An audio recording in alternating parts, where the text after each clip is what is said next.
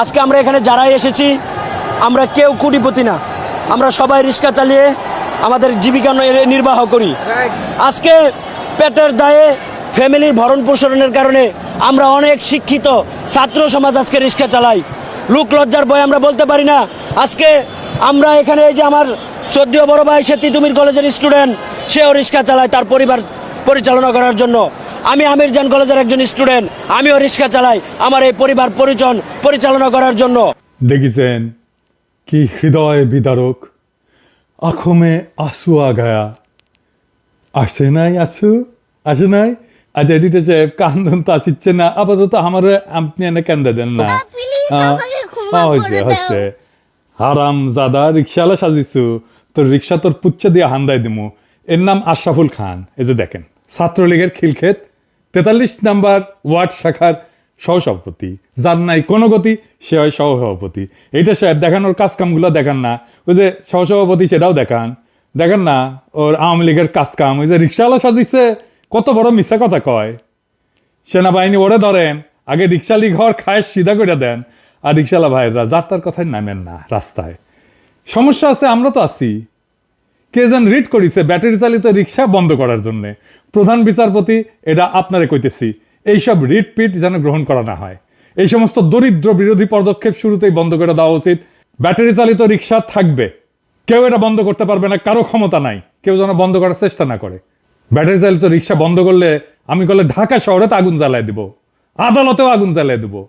আগে সাবধান করে দিলাম, যুক্তি তর্ক পরে শুনবো, আগে আগুন জ্বালাবো তারপরে যুক্তি চুক্তি। ফাজলামও বন্ধ করবেন। এটা যেহেতু আদালত দিয়ে করিচ্ছে, সেজন্য আপনাকে কইলাম, আপনাকে রেসপেক্ট করি, আমাদের কথাটা রাখবেন। এটা আপনি না করিয়া যদি প্রফেসর ইউনুস করতো, তাহলে প্রফেসর ইউনুস রে কইলাম নি। আপনাকে কইলাম এই সমস্ত ফাজলামি যেন না চলে। যাই হোক, আমার গতকালের এপিসোড নিয়ে আসি। আর নতুন একটা ঘটনা ঘটিছে, নির্বাচন কমিশনার নিয়োগ দিছে। ক্যাঙ্কা হইলেও সে নির্বাচন কমিশন আমাদের আশা আকাঙ্ক্ষা কি পূরণ করবে পারবি আমার ক্ষুদ্র ভ্রাতা আর ভগিনীদের, সেটা প্রশ্ন। আসেন সেটা নিয়ে আলাপ করি। আমার আগের এপিসোডে খলিল ভাই নিয়োগ নিয়ে কইছিলাম, তো আমার দর্শকেরা অভূতপূর্বভাবে খলিল ভাইকে অভিনন্দিত করেছে। অনেকেই বলছেন যে আপনার তিনি গুরুজন, আমাদেরও গুরুজন। আবার বলছে কেউ কেউ আপনাকে অনেকদিন পর খুশি দেখা আমাদেরও ভালো লাগিছে। আজকের এপিসোডে দেখেন দেখেন খুশি লাগে কিনা। আমার দর্শকদের হাসি কান্না সুখ দুঃখের সাথী হয়ে যেতে পারছি, এটা আমার পরম পাওয়া। দুনিয়াতে অল্প মানুষের ভাগ্যে এটা ঘটে। আমি ভাগ্যবান, আপনাদের অকৃত্রিম ভালোবাসায় সিক্ত হয়েছি। দেখেন পরম করুণাময়ের কত দয়া। আমার মতো একজন অকৃতি অধমকেও কম করে কিছু কিন্তু দেন নাই। আমি শুধু একটাই প্রার্থনা করি, আপনাদের এই ভালোবাসার জন্য যোগ্য হয়ে ওঠার শক্তি খোদা তাআলা আমারে দেন। প্রফেসর ইউনূস, আপনিও দেখেন বাংলাদেশের মানুষ কিন্তু খুব বেশি চায় না, চায় যেন এই সরকার সফল হোক। কিন্তু এই সরকার পণ করিছে ওই সফল হবি না। আমরা তো চাই সারা দেশ উল্লাস করতে, এক একটা উপদেষ্টা নিয়োগ হলে সারা দেশ উল্লাসে ফাইটা পড়বে, আনন্দিত হবে, ভরসা করবে, আশা করবে, দোয়া করবে। কিন্তু তারা পণ করিছে আমাদের উল্লাস করতে দেবে না। শহীদুল আলম কোন দিক থেকে মোস্তফা সরোয়ার ফারুকের চাইতে কম? প্রফেসর ইউনূস, আপনি নিজেই বলেন। যে কোনো প্যারামিটারে শহীদুল আলম ফারুকের চাইতে 1000 গুণ শ্রেষ্ঠ। তাও শহীদুল আলম হয় না সংস্কৃতি উপদেষ্টা, হয় ফারুকি। এত সমালোচনা, তাও প্রফেসর ইউনূস আপনি তারে রাখিছেন। এই কারণেই আমরা অল্পতেই খুশি হয়ে যাই। একটু পাইলাম, আমাদের নিজেদের পাওয়া না, আপনারই পাওয়া। ডক্টর খলিল আপনারই সহকর্মী, আমার গুরুজন, কিন্তু আপনার তো সহকর্মী। আমাদের জীবনে আনন্দ আর সুখের উপলক্ষগুলো খুব সামান্য, তাও আশায় বুকবাদী। আর একটা ভালো নিয়োগের খবর জানাই, নতুন আইজিপি হয়েছেন বাহারুল আলম সাহেব। অনেকে অভ্যাসবশত সমালোচনা শুরু করছেন, কিছু না যায় নাই। আসেন ওনার সম্পর্কে কিছু জানি।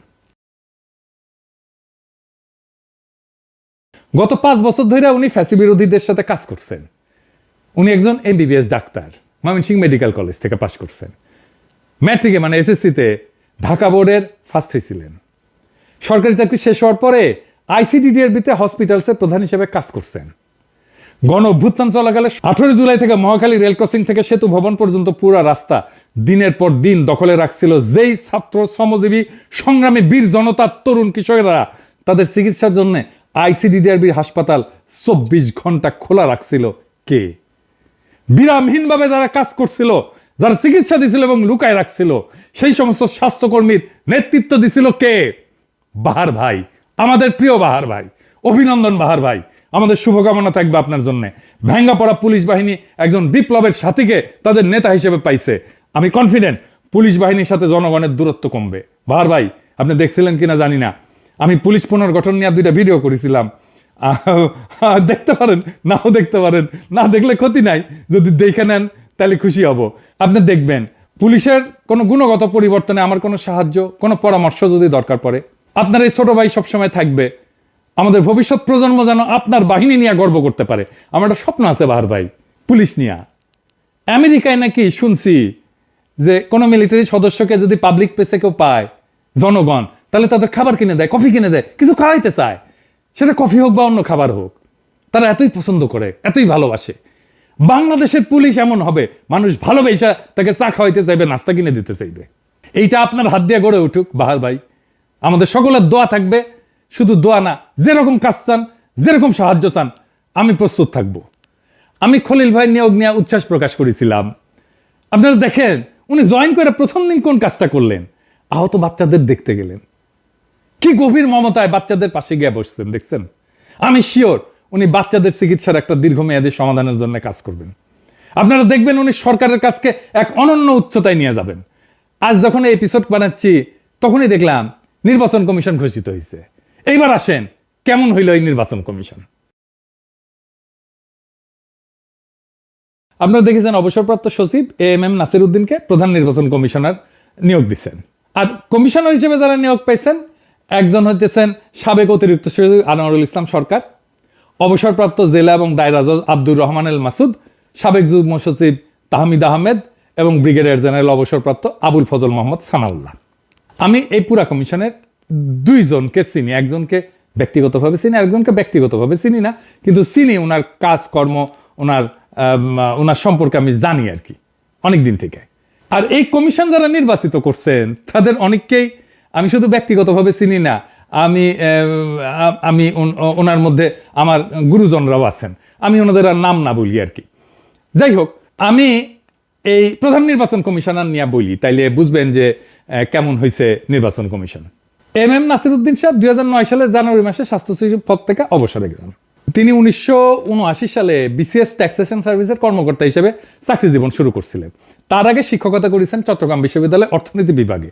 কক্সবাজার জেলার কুতুবদিয়া দ্বীপের এই আদি বাসিন্দা চট্টগ্রাম বিশ্ববিদ্যালয়ে শিক্ষকতা করার সময় সেইখানে প্রফেসর ইউনূসের সহকর্মী ছিলেন। শিক্ষকতার পেশা চাইরা প্রশাসনে যোগ দেওয়া, অর্থনীতি শাস্ত্রে প্রথম শ্রেণীতে উত্তীর্ণ এই মেধাবী প্রশাসক বাংলাদেশের তথ্য সচিব, জ্বালানি সচিবের গুরু দায়িত্ব পালন করছেন। সৎ, দক্ষ, যোগ্য এবং সদালাপী এই ব্যক্তি প্রধান নির্বাচন কমিশনারের যে দায়িত্বভার গ্রহণ করছেন, সেই দায়িত্বভার আপনারা বুঝতেই পারতেছেন উনি সফলভাবে পালন করবেন, আমরা এই আশা করতেই পারি। কিন্তু এর বাইরেও আরো কিছু বলার আছে। প্রথম কথা, এই যে কমিটি এই নির্বাচন কমিশনার নির্বাচন করছে, সেই কমিটিটা সলিড একটা কমিটি ছিল। কিন্তু আমার অনেক শ্রদ্ধাভাজন ব্যক্তিরা ছিলেন, আমি বলছি আগেই যে আমার গুরুজন ছিলেন, আমি নাম করতেছি না। ওনারা যাকে প্রধান নির্বাচন কমিশনার নির্বাচিত করছেন ওনার সম্পর্কেই কথা বলি। তার আগে একটা কথা বইলা নিই আর কি, আপনি এমন কাউকে কখনোই বন্ধু বানাবেন না, নিশ্চয়ই পারিবারিক বন্ধুত্ব করবেন না যার সাথে আপনার চিন্তা, বিশ্বাস, ভ্যালুজ মেলে না, তাই না? করবেন না, তাই না? এটা মাথায় রাখেন এই আলোচনাটা শোনার সময়। নাসির ভাইয়ের প্রসঙ্গ পরে আসি, আমি ওনার ছোট ভাইকে নিয়ে আলাপ শুরু করি। ওনার ছোট ভাই আমার খুবই ঘনিষ্ঠ বন্ধু, সিনিয়র ফ্রেন্ড, আমার ঘনিষ্ঠ বন্ধু। আমার ডাক্তারদের যে বন্ধু বান্ধবদের সার্কেল তার বেশিরভাগই আমার সিনিয়র আর কি। কক্সবাজারের সকলেই এই পরিবারকে চেনেন। কুতুবি ভাই, উনি ডেন্টিস্ট, অত্যন্ত উচ্ছল বন্ধুবৎসল মানুষ। আমার যে ডাক্তার বন্ধুদের গ্রেটার সার্কেল, আমি জানি না আপনারা চেনেন কিনা, ওই সার্কেলের মধ্যমণি কুতুবি ভাই। আমার ডাক্তার বন্ধুদের গ্রেটার সার্কেল কোনটা সেটা বললে বুঝবেন যে বাংলাদেশের ডাক্তারি পেশার যে মাল আর কি যারা, তারা আর কি, বুঝছেন? তো কে আমি কয়েকজনের নাম বলি, সবার নাম করতেছি না। ধরেন ইউনাইটেডের ডাক্তার মমিনুজ্জামান, তারপরে প্রয়াত professor Ridwanur Rahman, professor FM Siddiqui, Syed Atiqul Haque, চট্টগ্রামের professor Yunan bin Yunus, professor MA Faiz DG health ছিলেন। তারপরে এর মধ্যে আমার ইভেন শিক্ষকেরাও ছিলেন যারা মেডিকেল কলেজে আমার শিক্ষকতা করছে, যেমন ধরেন জলিল স্যার, প্রফেসর জলিল, তারপরে প্রফেসর রফিকুদ্দিন, ওনারাও এই সার্কেলের মধ্যে ছিলেন। মানে আমার শিক্ষক আমার বন্ধু হয়ে গেছিলেন। আমাদের বন্ধুরা যখন কক্সবাজার যাইতাম আর কি, তো সমুদ্র সৈকত দেখতে যাইতাম না, কুতুবি ভাইয়ের সাথে সময় কাটাইতে যাইতাম। উনি এমন একটা তীব্র আকর্ষণে আমাদের টানতেন। দেশ ছাড়ার কয়েক মাস আগে নাসির ভাইয়ের সাথে আমার শেষ দেখা চট্টগ্রামে কুতুই ভাইয়ের ছেলের বিয়ার একটা ছবি পেলাম, তো এই ছবি হচ্ছে আমার মুখ দেখা যাচ্ছে না, হাইট দেখেছে না লাগবি, এই যে শাহবাজের তীর মেয়েরা দেখা দেন না, উনকে করে দেখেন না কোনটা আমি। এর মধ্যে আর এক ঘটনা হয়েছে কি, আমার এক ক্ষুদ্রকালের বান্ধবী, ওর বাড়িও জ্বরের শিশুতলায়, আর নাম না কই, ডাক্তার, এখন আমেরিকার থাকে। তো ওর টাইটেল দেখি কুতুবি। তো ওরে কইলাম, আচ্ছা কুতুবি ভাই কি তোমার কেউ লাগে নাকি? তো কইল উনি আবার ভাসুর লাগেন। তো বুঝেন অবস্থা। আমার ওই বান্ধবী কিন্তু আমার মতোই পাগলা আর কি, হ্যাঁ। আর আমি করে ডাক্তারি আমেরিকার, আর বুকের মধ্যে বাংলাদেশ, সারাক্ষণ অস্থির থাকে বাংলাদেশে কি হইলো, কি করতে পারে, কি করা লাগবে। আমি খালি ফোন করে কয়, পিঙ্কু কি করা লাগবি ক আমারে। আমার এই ঘনিষ্ঠ পরিবার থেকে হইছে জন্য আমি শুধু যে খুশি তা না, আমি খুশি এই জন্যে যে খুবই ন্যাশনালিস্ট এবং দেশপ্রেমিক একটা ফ্যামিলি থেকে উনি হইছেন প্রধান নির্বাচন কমিশনার। এবং উনার কমিটমেন্টের ব্যাপারে, কোথায় ওনার কমিটমেন্ট সেইটা বোঝানোর জন্যই আমি এত কিচ্ছা কাহিনী কইলাম, বুঝছাও। এবার আসেন ব্রিগেডিয়ার জেনারেল অবসরপ্রাপ্ত আবুল ফজল মোহাম্মদ সানাউল্লাহরে নিয়ে বলি। উনি কিন্তু আমার পরিচিত না, ওনার সাথে আমার কখনো দেখা হয়নি। উনি সোডা অনার পাইছিলেন 18 লং করছে, ভেরি ব্রাইট সেনা অফিসার, আর্মি চিফ হওয়ার ম্যাটেরিয়াল উনি, আর উনি ব্রিগেডিয়ারের উপরে উঠতে পারেন নাই। চিন্তা করেন, এটা হইতেছে বাংলাদেশ, বুঝছাও। উনারা ডাম করেছিল পাকিস্তানে বাংলাদেশ এম্বাসির ডিফেন্স অ্যাটাচে করিয়া। আমাদের চাপাই নবাবগঞ্জের লোক, কিন্তু মানে আরো ইয়ে করে কইলে উনি নাচলের লোক। ওনার যে স্টাফ কোর্স না, ওইটা আমেরিকাতে উনি করছিলেন। খুবই সৎ এবং দেশপ্রেমিক অফিসার হিসাবে ওনার সুনাম আছে। তাই কইবেন যে উনারে এত জানলেন কেমনে?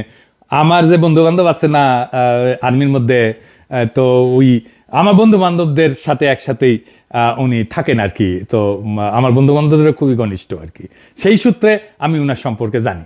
তো যাই হোক, অনেকে বলেন যে দেশে ভালো লোক নাই, কথাটা কলে ঠিক না। ভালো লোক, দক্ষ লোক অনেক আছে। এই গত 15 বছরে সব দক্ষ লোককে, সৎ লোককে, দেশপ্রেমিক লোককে সাইজ করা হয়েছে, বুঝাও। হয় মেরে ফেলা হয়েছে, দেশ থেকে তারাই দেওয়া হয়েছে, নয়তো এইভাবে দাম করা হয়েছে, তার ক্যারিয়ার ধ্বংস করে দেওয়া হয়েছে। প্রফেসর ইউনূস মাঝে মাঝে ফারুকিন নাগাল মালগুলারে না ঢুকাইলে আমরা নিশ্চিন্ত থাকলামই নি।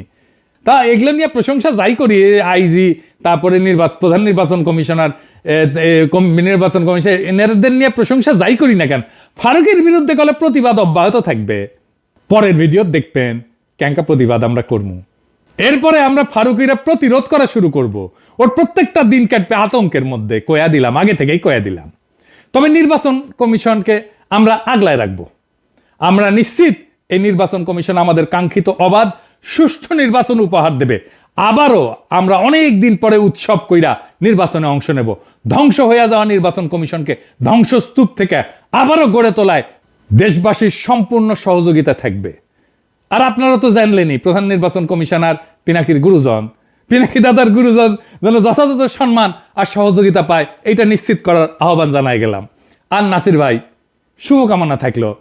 আর যদি কখনো মনে করেন আমরা অনলাইনে কোনো ধরনের সাহায্য করতে পারি নির্বাচন কমিশনকে, দেশে এবং বিদেশে, যেমন ধরেন ভোটার রেজিস্ট্রেশনকে এটাকে উদ্বুদ্ধ করা, ভোট কেন্দ্রে আসা, ভোটে কারচুপি না করার ব্যাপারে প্রচারণা চালানো, যেইটা বলেন জনগণকে জানানোর বিষয়ে, নির্বাচনে গণসম্পৃক্তি বাড়ানোর বিষয়ে, শুধু একবার বলবেন আমাদেরকে, শুধু আওয়াজ দিবেন, হুকুম দিবেন, আপনি বান্দা হাজির থাকবে। সরকারে যাদের আমরা অপছন্দ করি, এমনি করি না, কারণ আছে, কারোর সাথে কোনো ব্যক্তিগত ঝগড়া নাই করে। সেই জন্য প্রফেসর ইউনূস আপনারা একটা রিকোয়েস্ট করি, খোদার দোহাই লাগে, এমন কাউরে নিয়োগ দিয়েন না যাদের পিছনে আমাদের ক্রিয়েটিভ এনার্জি খরচা করতে হয়। আমরা যাদের অপছন্দ করব না, তাদের জান কলে কালা কালা করে দিব, কিন্তু যাদের আমরা পছন্দ করব, যাদের গ্রহণ করব, তাদের আমরা হৃদয়টা তুলে দেব। তার প্রমাণ আমরা রাখলাম, আপনি দেখলেন। আশা করি ভবিষ্যতে আমরা এমন উল্লাস কইরা আমাদের সরকারের গুরুত্বপূর্ণ পদের লোকদের গ্রহণ করতে পারি যেন। ধন্যবাদ দিলাম প্রফেসর ইউনূস আপনারে। অন্তত এই 2টা দিন আমার খুশিতে কাটলো, শুধু আমার না, জনগণেরও খুশিতে কাটলো। আগামী দিনগুলো যেন খুশিতে কাটে, এই কামনা জানাই গেলাম প্রফেসর ইউনূস আপনারে। ধন্যবাদ আপনারে আবারও। ইনকিলাব জিন্দাবাদ।